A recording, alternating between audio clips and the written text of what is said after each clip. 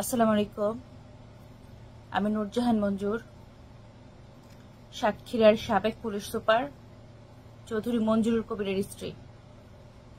আপনারা কম বেশি সবাই আমাকে চেনেন।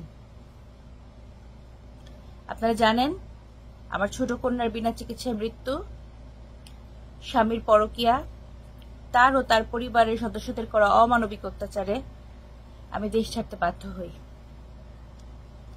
দেশ ছাড়ার আগে এসব কিছু নিয়ে পুলিশ হেডকোয়ার্টারে অভিযোগ করে আসি এবং অভিযোগে সবকিছু সত্য বলে প্রমাণিত হয়েছে, কিন্তু এখনো তার বিরুদ্ধে কোনো অ্যাকশন নেওয়া হয়নি।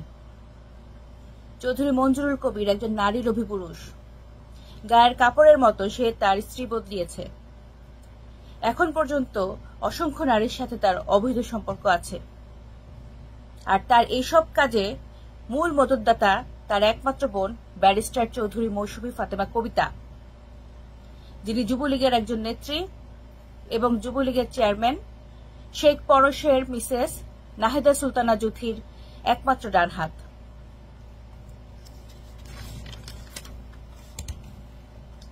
আমি ব্যারিস্টার মৌসুমী কবিতা এবং এই সাতক্ষীরার মেয়ে সাহারা নাসরিন, যে কিনা চৌধুরী মঞ্জুরুল কবিরের একান্ত রক্ষিতা, এদের বিরুদ্ধে আইনগত ব্যবস্থা নিতে চাই।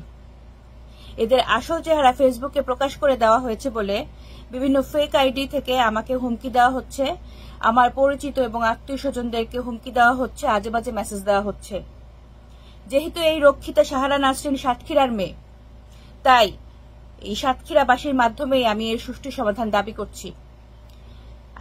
আমি আশা করছি আমি এবং আমার বড় কন্যা সিলিয়া আপনাদের কাছে সঠিক বিচার, সঠিকভাবে সবকিছু সমাধান পাবো। ধন্যবাদ।